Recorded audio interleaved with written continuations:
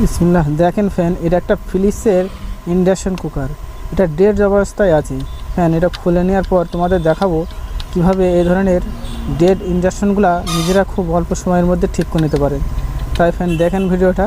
প্রথমে দেখেন ফ্যান প্লেটটার যে ইস্যুগুলো আছে ইস্যুগুলো খুলে নিচ্ছি। সবসময় পরিষ্কারভাবে খুলবেন। দেখেন ইন্ডাকশন কুকারটা পুরো নতুন। সব খুলে নিচ্ছি, একটা করে খুলে নিয়ে তোমাদের দেখাবো যাতে আপনারা এই ধরনের ইন্ডাকশনগুলো খুব অল্প সময়ে ঠিক করে নিতে পারেন। ইন্ডাকশন কুকারের ডেড অবস্থায় আছে।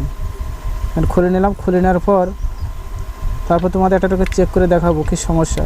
বোর্ডটাকে ওপেন করে নিচ্ছি, খুলে নিচ্ছি। খুলে নেওয়ার পর দেখবো নাট করে সব খুলে নিলাম।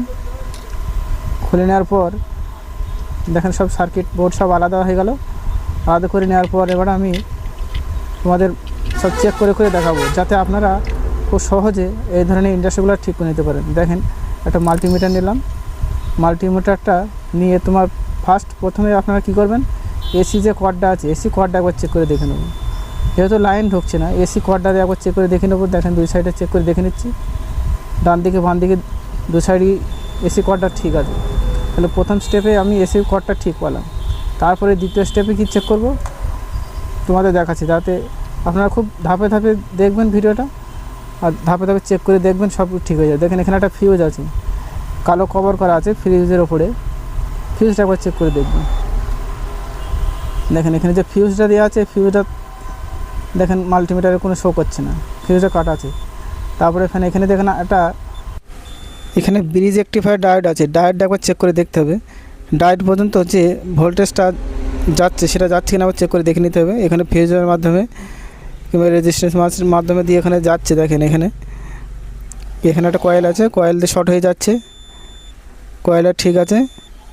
দেখেন ব্রিজ রেকটিফায়ার যে ডায়োড আছে ডায়োডে ভোল্টেজটা যাচ্ছে। ধাপে ধাপে চেক করতে হবে, সব সময় লাফ মেরে চলে গেলে হবে না, লাইন ধরে চেক করতে করতে যাবেন, তাহলে আপনারা খুব সহজে দেখেন ঠিক নিতে পারবেন। দেখেন এখানে যে ব্রিজ রেকটিফায়ার ডায়োডটা আছে নেগেটিভ পজিটিভ মাল্টিমিটারের কন্টিনিউটি চেক করে দেখতে হবে, ঘুরিয়ে ফিরিয়ে কানেকশন দেখে। দেখেন একদিকে কন্টিনিউটি শর্ট দেখাচ্ছে। তারপরে এখানে যে আইজিবিটিটা আছে আইজিবিটিটা একবার চেক করে দেখতে হবে। ওখানে ব্রিজ রেকটিফায়ারে শর্ট দেখাচ্ছে কিন্তু এখানে আইজিবিটিটাও শর্ট দেখাচ্ছে। তাই প্রথমে আপনি কি করবেন, এই যে হিটসিং দিয়ে আইজিবিটির সাথে আর ব্রিজ রেকটিফায়ারের ডায়োডের সাথে যে হিটসিংটা দেওয়া আছে হিটসিংটা খুলে নিতে হবে। দেখেন আমি খুলে নিচ্ছি, খুলে নিয়ে ধাপে ধাপে চেক করতে হবে। তাই এখানে যে ব্রিজ রেকটিফায়ার ডায়োডটা আছে ডায়োডের পজিটিভ দিকটা আমি শোল্ডার উইক দিয়ে পিনটাকে ওপেন করে নিচ্ছি।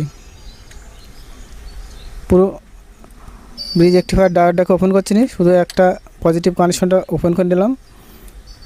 বোর্ডে থেকে সার্কিটটা শোল্ডারটা তুলে নিলাম, দিয়ে এবার একবার মাল্টিমিটার দিয়ে চেক করে দেখব শর্ট দেখাচ্ছে কিনা, পুরো ব্রিজ রেকটিফায়ারটা খারাপ আছে কিনা। দেখেন চেক করছে। দেখেন ব্রিজ রেকটিফায়ারটা শর্ট দেখাচ্ছে না। বোর্ড থেকে যে কানেকশনটা খুলে দিয়েছি তখন আর ব্রিজ রেকটিফায়ার ডায়োডটা খারাপ দেখাচ্ছে না। তারপরে দেখেন এখানে আইজিবিটিটা চেক করে দেখব। দেখেন আইজিবিটিটা শর্টই দেখাচ্ছে। তাই ব্রিজ রেকটিফায়ার থেকে যে আইজিবিটিতে ভোল্টেজটা যাচ্ছে এখান থেকে আইজিবিটিটা আমি পুরো খুলে নেব। খুলে নিয়ে চেক করে দেখব। মেলা জায়গায় হেঁচড়িয়ে কাজ করলে হবে না, সব পার্টস তুলি। আপনি সব সময় নির্দিষ্ট রোগটা ধরে কোথায় থেকে খারাপ কী সমস্যা সেই জায়গাটা থেকেই আপনারা রোগ ধরতে পারবেন। আর মেন কথা হচ্ছে আপনারা একটু সাহস করে কাজ করবেন।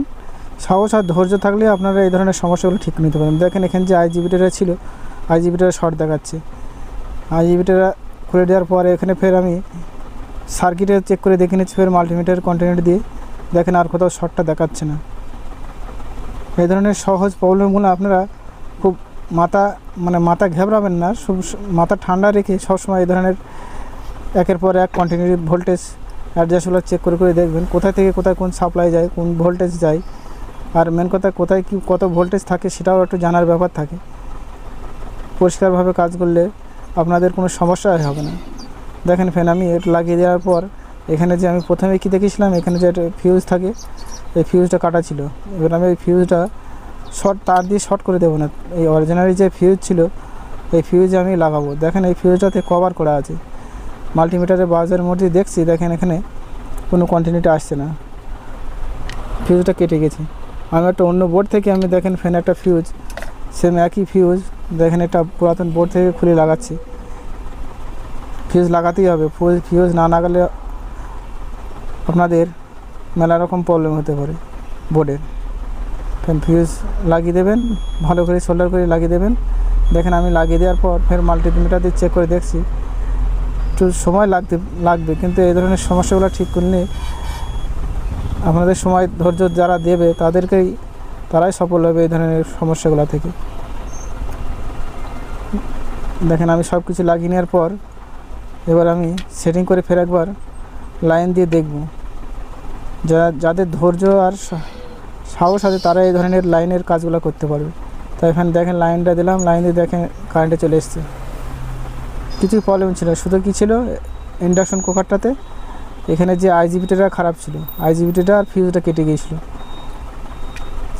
এই আইজিবিটি ফিউজটা আপনারা এই ধরনের প্রবলেমগুলো ঠিক করে নিতে পারেন। ফ্যান ভিডিওটা বলছি একটু সময় আর ধৈর্য ধরে করবেন, আপনাদের যে কোনো কাজ খুব সহজে ঠিক হয়ে যাবে। এমন কোনো কঠিন রোগ হয় না যে কোনো জিনিসই।